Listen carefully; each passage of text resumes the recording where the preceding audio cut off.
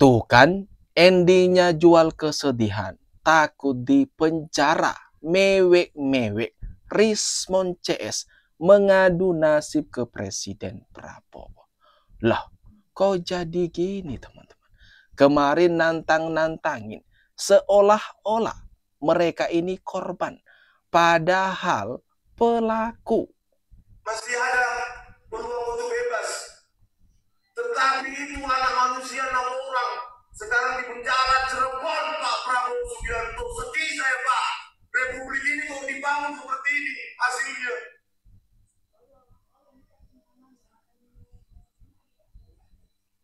Pak Prabowo Subianto. Waduh. Setiap hari harapan saya semakin tipis.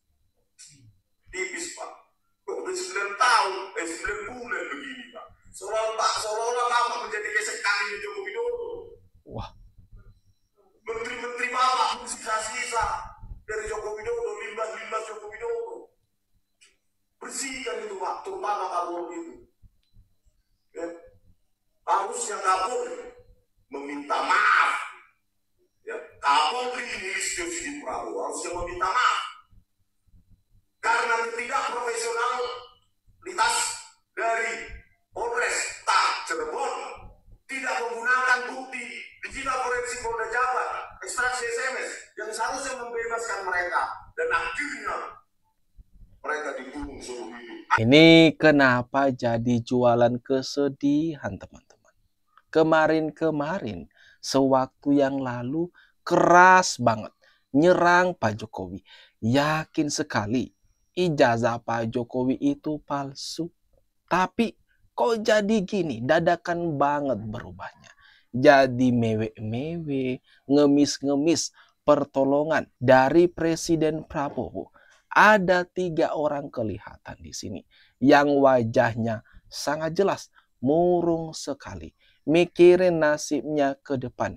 Kalau harus masuk bui. Yang penting sekarang memang harus ada gelombang mesin dan pemicu denotator gerakan kita, bahwa yang namanya Jokowi itu harus ditangkap dan anaknya harus dimakzulkan.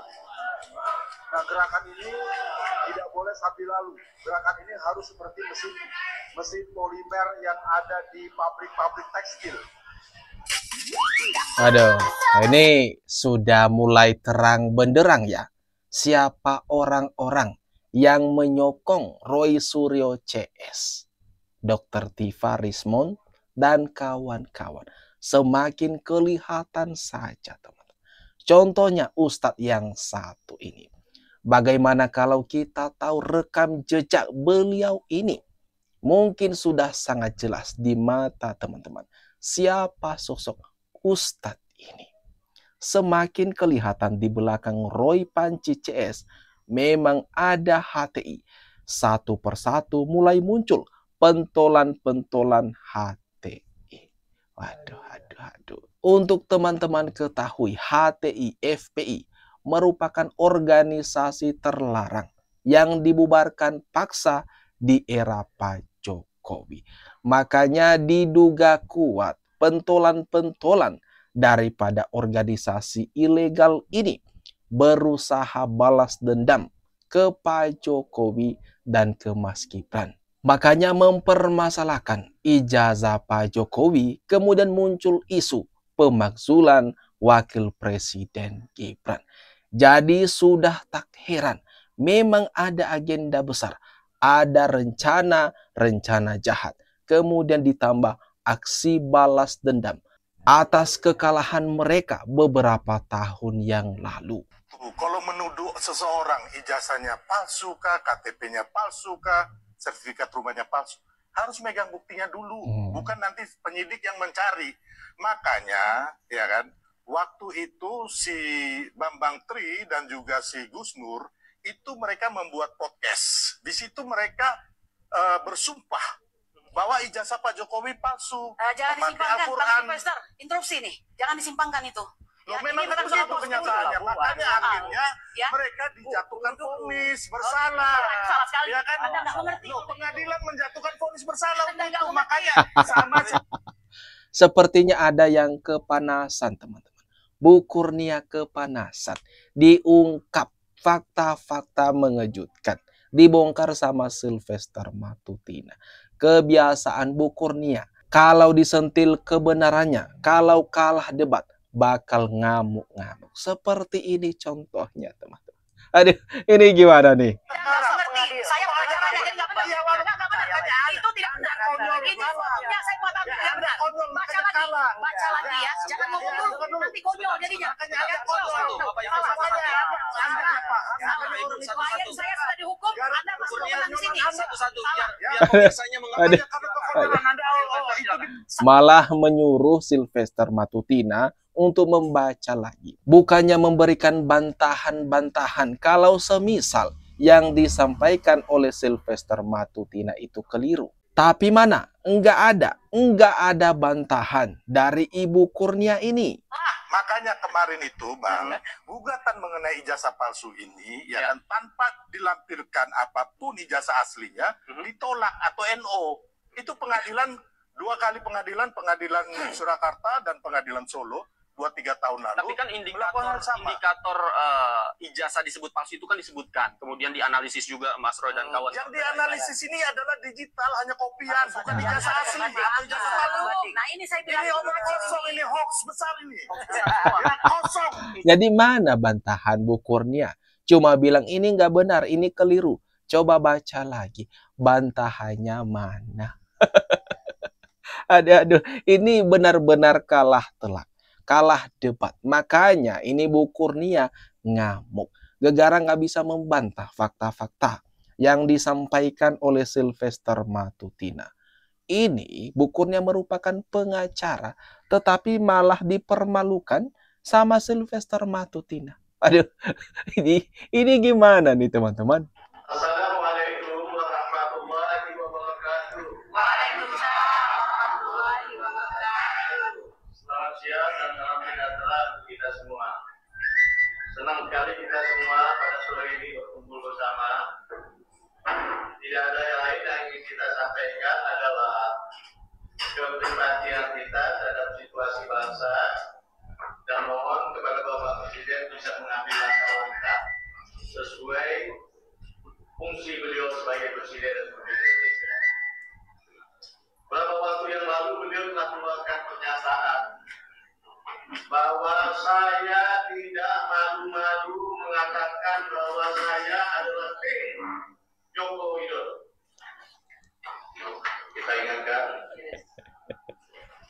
itu hak Bapak, meskipun agak aneh, tapi Bapak adalah Presiden Republik Indonesia yang disumpah untuk melaksanakan kewajiban sebagai Presiden Republik Indonesia dengan sebaik-baiknya dan seadil-adilnya. Lagi-lagi mengadu ke Presiden Prabowo. Ini ada Fahrul Razi yang merupakan menteri pecatan di era Pak Jokowi. Dipecat Pak Jokowi. Gegara nggak becus kerja.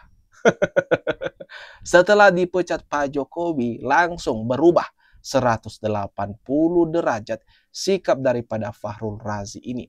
Membenci Pak Jokowi.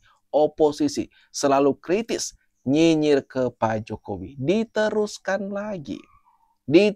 lagi ke Presiden Prabowo. Terus berkuar-kuar, misalnya soal isu pemakzulan Gibran ini. Salah satu yang menginisiasi adalah Fahrul Razi ini. Bersama kawan-kawan yang lain seperti Sunarko dan ada lagi rekan-rekan mereka yang lain yang Jenderal Purnawirawan TNI meminta bahkan berkirim surat di DPR MPR agar Mas Gibran ini dimakzulkan.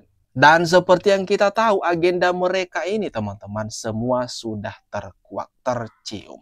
Ada memang yang bergerak menebar isu ijazah Pak Jokowi itu palsu, kemudian ada juga yang bergerak ini untuk memakzulkan Wakil Presiden Gibran. Tetapi ini merupakan satu paket gerakan yang memang mereka rencanakan bersama-sama. Semua ada kaitannya, baik itu Purnawirawan TNI maupun Roy Suryo CS. Gubernur DIY kan apa sih itu ya, sama Sultan juga kan? Iya, iya Bang.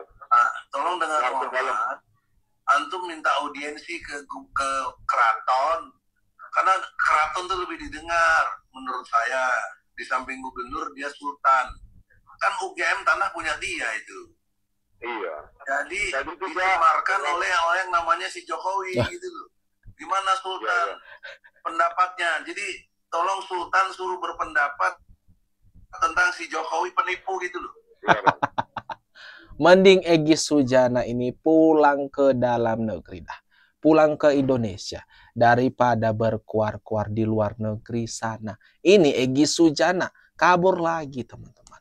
Dan mengatakan akan menetap di sana karena takut akan dipenjara. Egy suruh Rismon untuk memberi perintah kepada Sultan Hamengkubuwono ke-10 agar segera mengeluarkan pendapat tentang kasus ijazah Jokowi. Gerombolan Egy merasa jika semua bisa mereka suruh dan perintah, atas dasar apa Egy, Rismon, Roy, Tifa bisa atur Sultan Hamengkubuwono ke-10. Merasa hebat ini orang-orang, benar. Merasa di atas segala-galanya, makanya bisa ngomong seenak jidatnya. Gimana menurut kalian teman-teman? Atas apa yang barusan saja kita bahas bersama ini. Jangan lupa tinggalkan komentar terbaikmu di kolom komentar di bawah ini.